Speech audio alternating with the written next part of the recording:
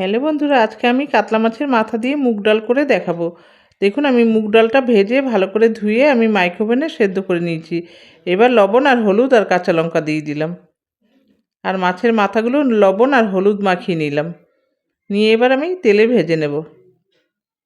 দেখুন, কড়াই বসিয়েছি, তেল গরম হয়ে গেছে, আমি মাছের মাথাগুলো দিয়ে দিলাম। এবার উল্টে পাল্টে ভেজে নেব।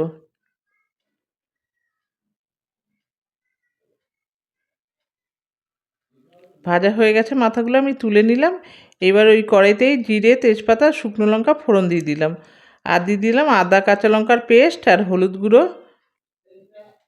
দিয়ে আমি মাছের মাথাগুলো দিয়ে একটু কষিয়ে নেব। কষিয়ে এবার ডালটা ঢেলে দেব। ডালটা ঢেলে দিয়েছি, এবার ঢেকে রাখলাম। একটু ঘি দিয়ে দিলাম আর একটু গরম মশলা গুঁড়ো, ব্যাস হয়ে গেল মাছের মাথা দিয়ে মুগ।